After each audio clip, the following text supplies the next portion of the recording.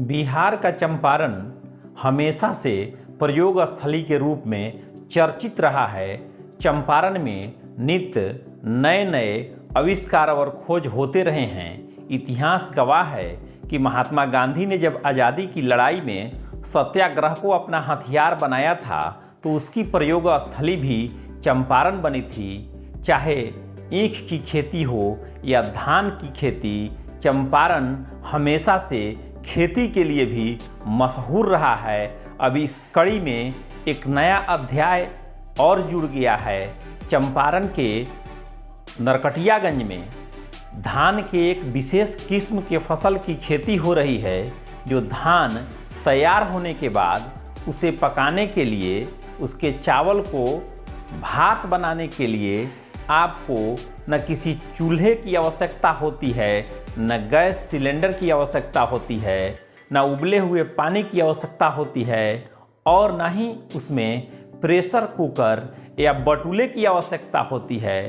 ठंडे पानी में धोकर उस चावल को रख दिया जाता है और कुछ देर में वह चावल पककर स्वतः भात का रूप लेता है, जिसे चंपारण वासी ही नहीं आज देश भर के लोग बड़े ही चाव से खाते हैं। और उस धान में जो गुण है वह औषधीय गुण है। वह धान सिर्फ धान ही नहीं है बल्कि एक औषधि है। उसके चावल का उपयोग लोग मोटापा कम करने के लिए भी कर रहे हैं। नरकटियागंज प्रखंड के मुसहरवा गांव के संपन्न किसान कमलेश चौबे इस मैजिक धान की खेती को कर रहे हैं। यह चमत्कारिक धान की खेती मुसहरवा गांव में किसान कमलेश चौबे व्यापक पैमाने पर कर रहे हैं।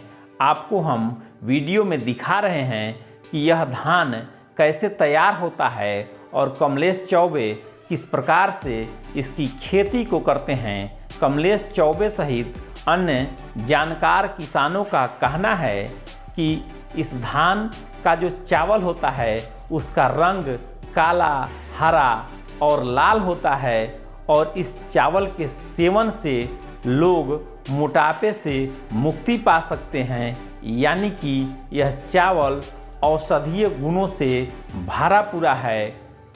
इस चावल का उपयोग बहुत व्यापक पैमाने पर लोग कर रहे हैं। इस चावल की डिमांड काफ़ी बढ़ गई है।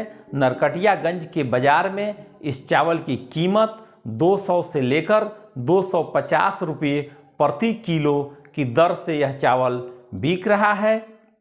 जिसे भी ज़रूरत हो वहाँ से यह चावल आदमी प्राप्त कर सकता है। जहाँ तक इस मैजिक धान की खेती की बात है तो इस मैजिक धान की खेती में किसी भी प्रकार के रासायनिक खाद का इस्तेमाल नहीं किया जाता है। पूर्णतः जैविक तरीके से इस धान के फसल को लगाया जाता है। इसमें किसी प्रकार की रासायनिक खाद नहीं दी जाती है। पूर्णतः इसमें कंपोस्ट वगैरह देकर, जैविक देकर इस फसल को तैयार किया जाता है। इसलिए यह जो धान तैयार होता है वह पूर्ण रूपेण स्वास्थ्य के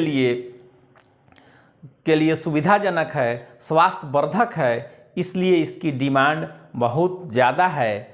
पश्चिमी चंपारण और चंपारण जिले में धान की खेती की चर्चा हो तो यहाँ के कवि बृजबिहारी प्रसाद चूर की वह कविता की पंक्तियाँ बरबस याद आ जाती है। कविता का शीर्षक है चंपारण के लोग हंसेला, जिसमें कवि बृजबिहारी प्रसाद चूर लिखते हैं कि रामनगर के धनहर खेती, एक एक खेत रेहू के पेटी, 4 महीना लोग कमाला, 8 महीना बैठल खाला, दाना बिना केहू न मरेला, चंपारण के लोग हंसेला।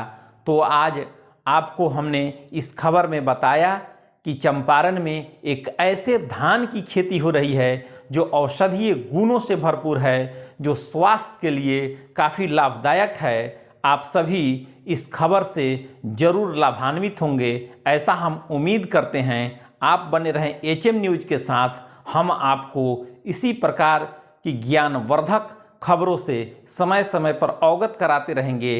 आप हमारे चैनल को लाइक एवं सब्सक्राइब करिए, हमारे खबरों को शेयर करिए। आप सभी का बहुत बहुत धन्यवाद।